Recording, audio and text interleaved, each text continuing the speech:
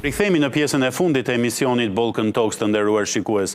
General Prenga, pas kësaj replike mes Moskës dhe Britanisë së Madhe, ndërkohë që vazhdon lufta Rusi-Ukrainë, tensionet janë në rritje mes Europës dhe Rusisë. Britania e Madhe, siç e diskutuam, po e shton ndjeshëm cilësinë, teknologjinë e arsenalit të tij, të arsenalit të vet, të ushtrisë së vet me investime të konsiderueshme. Shihni mundësi ballafaqimi mes Rusisë dhe fuqive të tjera, sidomos me Britaninë e Madhe, që kam përshtypjen është hal në sy e Rusisë. Unë mendoj që mundësia është aty prezent, pa çka se në momentet të caktuara marrëdhëniet diplomatike zhvillon dhe ecin mirë, ka momentet të cilat ndërpriten, dhe në momentet që ndërpriten marrëdhëniet diplomatike apo ajo çfarë diplomacia dhe leadershipi politik bën, atëherë detyrimisht u ngjelet pjesa e konfliktit, realizimi i qëllimeve me mjetet të tjera siç Clausewitz ka përcaktuar. Dhe ky mjet është pjesa e ndërhyrjes edhe thirrjes në fushë betejë, cila do qoftë ajo e forcës ushtarake. Sepse po i shohim gjithmonë më shpesh, jo vetëm nga Britania, por edhe nga Polonia, edhe nga vendet balltike, madje edhe nga vendet nordike, por shohim që ata janë tej mase të shqetësuar për praninë e trupave ruse, për dronë që fluturojnë, për retorik më të ashpër. Të gjitha teknologjitë dhe shkenca do të tentojë të punojë gjatë gjithë kohës për të zhvilluar këto teknologji, qofshin ato teknologji që në interes të zhvillimit të njerëzimit, apo teknologji në interes të rujtjes së sigurisë që e kërkon njerëzimi dhe këte. Realisht, se domosdo ato shkojnë paralelisht me njëra tjetrën. Gjendur në këto kushte, atëherë reciprokisht ata bëjnë dhe testimit. Pas punës kërkimore shkencore që zgjat me vite, atëherë janë testet të cilat realizohen. Nuk po flas që mund të bëhen testet dhe mund të bëhet shembull një event tjetër për të bërë testet e llojeve të ndryshme teknologjisë të armatimit, natyrisht që jo. Por detyrimisht që forcat detare ku do lëviz? Forcat detare në ujë do lëviz, dhe në ujë do bëjë edhe trajnimet. Do ndërmarr udhëtime miqësore të planifikuara, po do ndërmarr edhe udhëtime të justifikuara për të shoqëruar po azem një transport që realizohet, dhe ai do të realizojë qëllimet e veta të tjerat, sepse bashkë me të janë dhe shërbimet e fshehta që punojnë gjatë gjithë kohës dhe marrin informacionin dhe në përputhje me informacionin të gjitha vendet analizojnë dhe realizojnë atë që quhet reagim. Dhe në këto kushte të gjithë duhet, po kuj duhet? Natyrisht Mbretëria e Bashkuar ka qenë është do të mbetet një nga fuqitë më të mëdha të Evropës dhe atje drejtohen. Ajo ka qenë më e madhe në Evropë edhe për sa i përket deteve, zotrimeve të tyre. Dhe detyrimisht është më e lehtë për të lëvizur për sa i përket trupave, cilat do qofshin po kryesisht detare dhe ajrore të Rusisë. Detyrimisht që edhe përballja me Ukrainë, për gati tash po kemi hyrë në vitin e 5 të përballjes, që Evropa në një mënyrë apo në një tjetër ka pas ndikimin e vet dhe Shtetet e Bashkuara që kanë ndikuar, kanë ndihmuar. Putin e thoshte që unë po luftoj me të gjithë ju. Kjo është në një farë mënyrë e vërtet që nga 2014 në momentin në cilin shënoi si thosh atë vendimin jo normal do ta quhet të presidentit të Rusisë që aneksoi Krimen dhe shpallja 2 republika tjera Donetsk, 2 Krajina, si thosh, shpallësit të territoret të tjera, dhe pastaj edhe vendimi që mori me datën me shkurtin e 2022-shit që vazhdon tash kemi hyrë në vitin e 5 të konflikteve, të humbjeve të jetë njerëzve, të katastrofave të tjera ekonomiko-financiare që janë. Dhe këto janë të pashmangshme. Dhe kjo unë mendoj që paktën në këtë pikë, në gjitha por në këtë veçantin këtë pikë, do thoshë presidenti i Shtetit Bashkuar të Amerikës, Trumpi ka bërë mirë që e ka zgjuar Evropën përfundimisht nga gjumi letargjik, që vërtet je pjesë e strukturës euroatlantike NATO, por duhet të kontribosh dhe të marrësh masa sepse NATO përbëhet është një nocion, por që përbëhet nga vendet anëtare dhe kontributët do t'i bëjnë këta në të gjitha aspektet nëse do të kërkohet nevoja. Vendimet mund t'jenë politike, pastaj pjesa ushtarake që i zbaton. Por këto do t'jenë NATO në vetë sot, po ta marrish ka godinën kryesore që është Komiteti Politik edhe Komiteti Ushtarak që janë të vendosur në Bruksel, kurse pjesa tjetër e teknikës dhe teknologjisë, e armatimit dhe municioneve, ka vetëm 12 avion AVAX, të cilët qëndrojnë në hapësirë ajrore 24 orë non-stop për vëzhgimin e hapësirës ajrore të aleancës dhe ndërlidhin edhe me pikat kryesore që janë radarët në tokë dhe qendrat e komandimit edhe pjesa satelitore, këtë punë bëjnë. Pra, tipet kapacitetet të tjera janë të vendeve që anëtare. e përbëjnë NATO-n, 32 vendeve anëtare. Dhe secili mbi bazën e kapaciteteve që ka dhe mundësive që ka, afron mbi bazën e një marrëveshje të nënshkruar, të deklaruar se kur dhe si do t'i afrojë këto trupa dhe të mbështes cili do qoftë një kërcënim apo rrezik që mund të jetë për vendet e aleancës. Po, doktor Azemi, doja t'ju pyesja, pas këtyre përplasjeve të ashpra që ka patur presidenti Trump me liderët europian, por edhe me kryeministrin Sir Keir Starmer, a ka patur shqetësime në Londër për vetë ekzistencën e aleancës së NATO-s, apo këto janë thjesht retorika? Që thëmë të drejtën, Britanikët, sikurse edhe Evropianët, tashmë janë lodhur me këto kritika vende pa vend si thuash të presidentit Trump. Tashmë më në fund këto kanë vendosur me marrë qëndrim parimor, sikur në rastin e refuzimit të bashkohen në çfarëdo forme në luftën në Iran, dhe duket nganjëherë sikur fitohet përshtypja që bëhet çka të bëhet, ne do ta bëjmë punën që duhet bëjmë. Dhe në këtë kuadër mendoj që jam skeptik dhe nuk ka ndonjë frikë që aleanca e NATO-s do të shpërbëhet, por nëse ky trend i Shtetet Bashkuara të Amerikës në politikën e jashtme vazhdon edhe për ndonjë periudhë të caktuar, me vendime kështu ad hoc, me vendime dhe qëndrimet pa koordinuara me aleatët të tjerë perëndimor, një ditë ndoshta shtetet tjera anëtare bashkë me Britaninë të Madhe do të vendosen të mbajnë aleancën vetë mbi supet e veta dhe të bëhen, si të them, lider vetë. Po deri për momentin nuk besoj që ka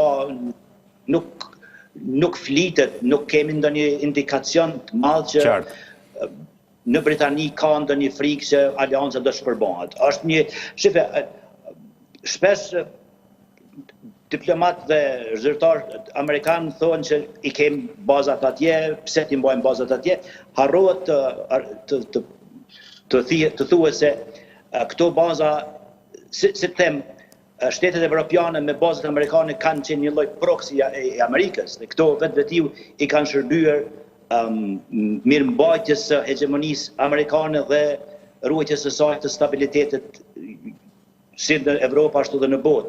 Kështu që në këtë kontekst prandaj nuk qëndron argumenti që ato mbahen vetëm për të mirën evropiane. Ato janë për si një lloj garancie edhe interesa amerikane kështu. Prandaj aleanca e NATO-s nuk përflitet që ka ndonjë frikë të madhe të shpërbohet. Po, zoti Koci, doja që ta vazhdonim bashk. Shihni elemente të debatueshme apo kontroversiale mes deklaratave të liderëve europian që lufta Rusi-Ukrainë është lufta jonë dhe presidenti Trump që Rusi-Ukrainë nuk është lufta jonë, është lufta juaj, lufta ime është lufta Iran-Izrael. E thash pak më parë, mendoj që zoti Starmer e formuloi në formën më të mirë, e formuloi këtë dilemë. Tha që NATO është në interesin e Amerikës, por Evropa duhet të bëjë më shumë. Edhe unë mendoj kështu, sepse thjesht ka pasur edhe keq kuptime, keq interpretime dhe keq lexime. Nuk kishte kërkuar, nuk kërkoi Washingtoni përfshirjen e Evropës në luftë në Iran. Më shumë kërkoi ndihmë diplomatike, u përmenden luftanijet, por mendoj se më shumë ishte fjala për mbështetje diplomatike, mënyrë që Iranit t'i bëhej presion, mënyrë që Shtetet e Bashkuara të mos mbetnin të izoluara. Mendoj se në këtë rrafshe Evropa ka dështuar, sepse nuk them që është dashur të futen në luftë, kjo nuk është luftë e Evropës, Irani nuk është luftë e Evropës, kjo qëndron dhe kanë të drejtë të distancohen nga lufta, por mendoj se është dashur të mbështeten Shtetet e Bashkuara rreth ngushticës së Hormuzit dhe aq më pak nuk ka guxuar të ndodhë që të mos lejohet të përdoret hapësira ajrore. Ndjes që të ndërpres zoti Koci, por Britania e Madhe, pas asaj që ka ndodhi me Tony Blairin, me ndërhyrjen në Irak, i ka ndryshuar ligjet e hyrjes të Britanisë në luftë e para. E dyta, duhet të votohet nga parlamenti dhe ky është një argument shumë i rëndësishëm dhe jo vetëm Britania, por dhe vendet të tjera e kanë shumë të vështirë që t'i dalin në krah Amerikës për një luftë e para. Dhe e dyta, vetë kancelari Gjerman Friedrich Merz thot, Shtetet e Bashkuara dhe Izraeli nuk na konsultuan. Atëherë, si mund të shtrohet pyetja se si mund të kontribojnë? Ata e morën vesh nga lajmet që filloi sulmi ajror i Izraelit dhe i Shteteve të Bashkuara mbi Iranin. Pra ka munguar totalisht harmonizimi i qëndrimeve dhe konsultimet. Kjo qëndron, Franco, kjo qëndron absolutisht dhe në këtë kuptim evropianët kanë plotësisht të drejtë. Por ishte pa mundur të informon 32 vende anëtare të NATO-s para se të fillon të sulmi, sepse supozoj që ato informacione do të rrjedhin dhe besoj që ky ka qenë faktori që nuk janë informuar, por kjo justifikon Evropën. Unë atë që në pikën ku nuk e justifikoj dhe ku mendoj që ka ndështuar është ta zëmë pamundësimi i aeroplanëve luftarak të Shteteve të Bashkuara që fluturojnë ta zëmë nga pistat, nga aeroportet e Spanjës. Ta zëmë një. Dhe e dyta, kam pritur presion më të madh diplomatik të Bashkimit Evropian dhe Britanisë së Madhe, atë që tani zoti Starmer është duke bërë, por me pak onest. Pra, presion diplomatik mbi Iranin, rreth ngushticës Hormuzit, por gjithsesi jo përfshirje në luftën në Iran. Kjo vërtet nuk është luftë e Evropës, është bërë pa i informuar, pa u koordinuar me ta, ata këtu kanë të drejtë, por mendoj që si anat që janë kanë mundur të japin mbështetje më të madhe diplomatike dhe ta mbështesin pak më shumë rreth ngushticës Hormuzit. Po përsëris edhe një herë, vetë Starmer e deklaroi dje që do të thotë Evropa duhet të bëjë më shumë. Tani nuk e specifikoi në cilat rrafshe, në çfarë konteksti, por e tha që ishte duke folur në kontekstin e zhvillimeve rreth Iranit, pra e tha që Evropa duhet të bëjë më shumë. Këtë e tha edhe zoti Rute pas takimit me presidentin amerikan Donald Trump në Washington. Desha ta përfundoj edhe me një gjë. Mendoj që deklarimet e presidentit Trump nuk duhet të merren si parametri më i saktë i politikës jashtme dhe i orientimit amerikan në raport me Iranin dhe me NATO-n, por mendoj që ato qëndrime i artikulon Marco Rubio. Marco Rubio i takon lëvizjes MAGA, është më afër qendrës, dhe mendoj se ato janë qëndrime që artikulojnë politikën e jashtme amerikane në këtë moment, qoftë në raport me Iranin, qoftë raport me Bashkimin Evropian, jo pse ka dallime me zotin Trump, por pse duket që zoti Trump bën atë që e shkruajti The Guardian këto ditë, bën pra imiton strategjinë e ish-presidentit Nixon të ashtu quajturën teoritë të krisurit, në mënyrë që partnerët, ndërshtarët të friksohen të prezantohet presidenti amerikan si i paparashikueshëm, si formë e presionit diplomatik mbi ta, në këtë rast mbi Iranin, por edhe mbi aleatët evropian të NATO, të aleancës Siveri-Atlantike. Prandaj mendoj që barometër është deklarimi i zotit Rubio, jo i presidentit Trump. Ishit i qartë, zoti Koci, edhe një pyetje të fundit përpara se t'ju falenderoj dhe doja të vija shumë më afër në Ballkanin Perëndimor. Si e lexuat ju dhe si analizoni ju anullimin e samitit të Brdo-Brionit me deklaratën e presidentit kroat Zoran Milanović, i cili e anulloi takimin në muajin maj, është një takim tradicional shumë i rëndësishëm me reputacion rajonal dhe ndërkombëtar, duke akuzuar presidentin serb Aleksandar Vučić për retorik nxitse dhe nuk e meriton ai që të shkojë në Kroaci. Mendoj që presidenti Milanović bëri shumë mirë, sepse vërtet është retorik nxitse, ajo çfarë bën dhe çfarë thotë presidenti serb Vučić provokon, ta çka kohë zhvillohet luftë verbale në raportet të Zagreb-Beograd, mendoj se është edhe shenjë shqetësimit të Kroacisë për një përshkallëzim të situatës në Bosnjë. Prishja eventuale e Daytonit, rënja eventuale e Daytonit, një konflikt, një përpjekje për shkputje të Republika Serben nga Bosnja është luftë ndërmjet Kroacisë dhe Serbisë dhe këtu nuk ka asnjë dyshim. Dhe këtë zyrtarët kroat e kanë hetuar, e kanë lexuar. Ka retorikë të jashtëzakonshme në Beograd, sot jo vetëm në raportet me Kroacinë, por në raportet me gjithë fshinjet, po edhe në raportet e brendshme në Serbi. Ka zënë Nenad Çanakë, një lider vërtet, një opozitar i vërtet në Serbi nga Trallët, sot ka bërë një intervistë në Radio Sarajevo dhe është transmetuar, ajo është transmetuar përmes një portali të quajtur Kultura Autonomia dhe titullin e ka Serbia është shtet fashist. Me në titullin Gjermania e Hitlerit në rrugët e Serbisë. Pra, zoti Çanak flet për një tension, një situatë shumë të tensionuar edhe brenda Serbisë për shtypje të studentëve, për centralizim të pushtetit, për një rrugë drejt autokracisë në Serbi, dhe normalisht që kjo është reflektuar edhe në raportet Serbi-Kroaci, dhe unë nuk parashtroh ulje të tensioneve në raportet ndërmjet Beogradit dhe Zagrebit, sepse është evidente që Serbia së vitin të fundit në Bosnjë ka shkëputjen e Republikës Serbe. Këtë nuk e thonë, këtë e fshehin, por është evidente dhe kjo mund të shkaktoj konflikt të hapur ndërmjet Serbisë dhe Kroacisë. Me bekimin rus?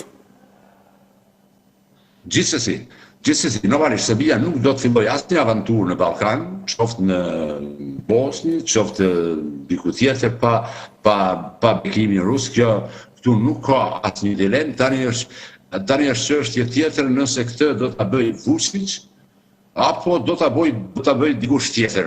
Nuk jam i sigurt që Vučić ka pozicion shumë të. Fakti që miraton ligj pas ligji, me cilat centralizon pushtetin në Serbi, flet për pasigurinë e tij dhe flet që pushteti i tij pavarësisht që i ka kapur gjitha levat e pushtetit, nuk ka siguri që një kohë të gjatë do të mbetet në pushtet. Zoti Koci, ju jam shumë mirënjohës për kohën dhe kontributin tuaj teje të vyer në këtë emision. Faleminderit Franco për ftesën. Faleminderit. Të njëjtën pyetje kisha dhe për ju, doktor Azemi, pasi e di faktin që ju jeni të fokusuar në Ballkanin Perëndimor. Si ju tingëlloi vendimi për ta kanceluar praninë e presidentit Vučić në samitin e Brdo-Brionit?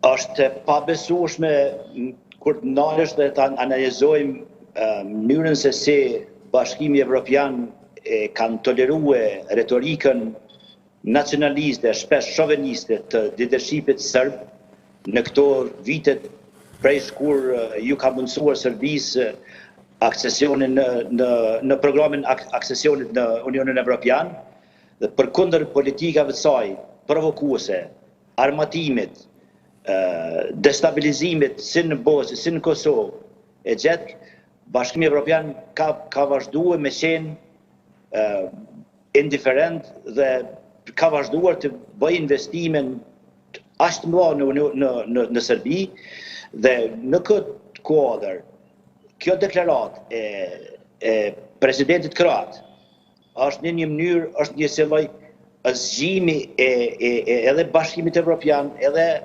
interlokutorëve tjerë që janë përzierë në krizën në Ballkan, në rajon, që Serbisë të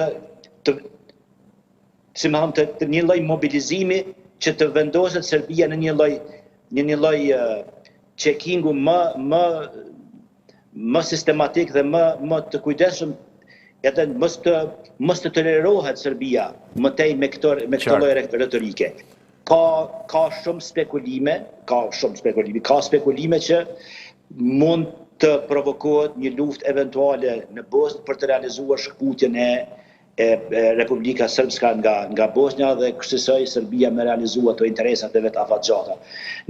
Prandaj kjo deklaratë e liderit kroat është, ju them drejtën, unë goxha e mirëpres, sepse është i vetmi që përveç kryeministrit Kurti dhe leadershipit her pasim në Kosovë, që tërheqin vëmendjen, synojnë të tërheqin vëmendjen e Bashkisë Evropiane tek Ballkani dhe Serbia.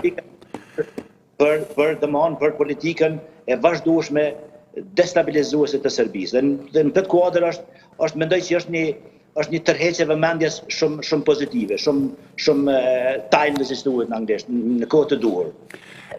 Doktor Azemi, ju falenderoj sinqerisht për kohën tuaj. Shumë faleminderit për kontributin tuaj. Faleminderit, mirupafshim. Ju faleminderit, mirupafshim. Ndërkohë, General Prenga, duke ndjekur live zhvillimet në samitin e Islamabadit, sapo vjen një informacion i konfirmuar nga BBC-a. Komanda qendrore e ushtrisë amerikane deklaron se 2 destroyer amerikan janë duke pastruar ngushticën e Ormuzit nga minat në përpjekje për të krijuar një linjë kalimi të lirë dhe jep edhe emrat e USS Frank Petersen dhe Michael Murphy. Këto janë 2 destroyerët. Çdo të thot kjo për ju? Është duket sikur po përshpejton presidenti Trump që të vendos agendën e tij dhe leadershipin e tij, ndërkohë që negociatat janë duke vazhduar. Unë mendoj se kjo është në vazhdën e deklaratave dhe të negociatave që po zhvillohen. Pra deklaratat më hershme që bëri që ne do të marrim përsipër sepse Irani nuk ka më ata asnjë, se anijet e tij janë në fund të detit si dhe minat e vendosura, dhe për ta shmangur tashmë këtë rrezik dhe për të organizuar kalimin është një pjesë që po e përshpejton dhe e ve përballë presionit grupin negociator të Iranit, sepse jam i bindur që ai ka dhënë ato orientimet e qarta grupit të vet, të drejtuar nga zëvendës presidenti J.D. Vance, dhe në këto kushte po i bën presion duke e bërë fakt të kryer pastrimin dhe çminimin e ngushticës së Hormuzit për të siguruar një transport pa rreziqe të sigurt të anijeve tregtare të naftës, gazit dhe gjithçka tjetër. Dhe kjo mendoj që është po prap në sensin pozitiv të zhvillimeve të suksesshme të negociatave. Nuk e provokon kjo iranianët, pasi në gjuhën tuaj unë e kam mësuar që janë disa dronë që quhen mushkonja, që janë vetëm në 3 metra larg nga uji, dhe ato lëvizin me shpejtësi dhe godasin çfarë u del përpara. Dhe iranianët i kanë këto në gjendje dhe mund të krijojnë situata. Unë mendoj që kjo është bërë fakti kryer, por në heshtje dhe pa dëshirën për të reaguar, se jo se s'kan mundësi. Jam i bindur që mundësinë me këto mushkonja dhe me çdo lloj mënyre tjetër e kanë për të vepruar, edhe për sa i përket distancës dhe që kanë armatimin e vendosur në kodrat në pjesën lindore të ngushticës së Hormuzit, sepse distanca nuk është aq e largë dhe pa mundur për t'u kapë, edhe mënyra të tjera.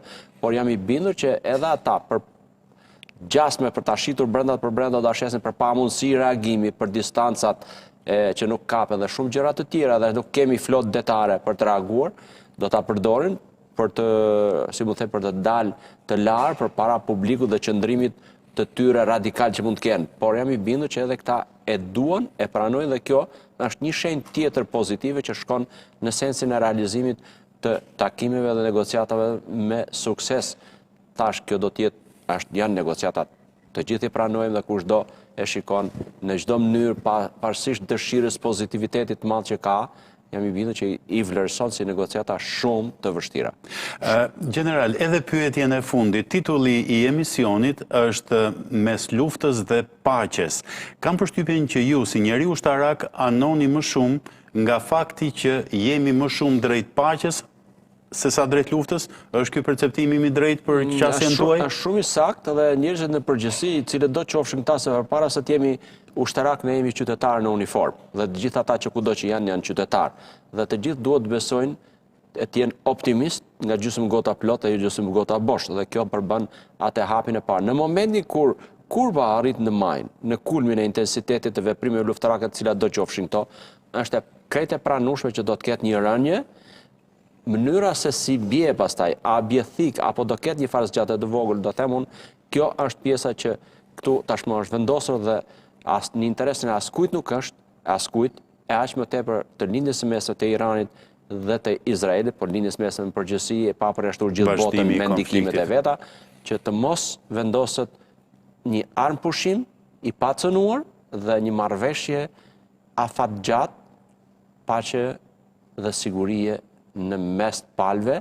Jam i bindur që kjo sa vetë ato që janë të vendosur aty, të gjitha vendet, duke ardhur tek Izraeli që është i fundit që është vendosur 48-ën, kam bindur që do të kenë problematikat e tyre në vite, por do duhet një qetësi për të marrë veten si në aspektin diplomatik e politik, ashtu dhe në aspektin ekonomik e ushtarak të vetë vendeve që kanë kontribuar dhe kanë shpenzuar përveç jetëve të njerëzve të humbura, kanë një trilion, do thosha. Me triliona do t'jetë shuma e përllogëritur pas kësaj. E për fat keq të Iranit që ishte në një krizë ekonomike. Kjo krizë ekonomike ka vazhduar të zhytet, e askush nuk e di se si do t'jenë zhvillimet e mëpastajme të brendshme tashmë. Saktë, që do t'jenë të jetë dinamike. Absolutisht. General, t'jam shumë mirënjohës që erdhët në studio me mua. Faleminderit. Ju falemderit. Të nderuar shikues, ky ishte Balkan Talks për ditën e sotme. Deri në takimin ton të radhës, nga unë Franco Egro, falemderit për vëmendjen me cilën na ndoqët dhe miru takofshim.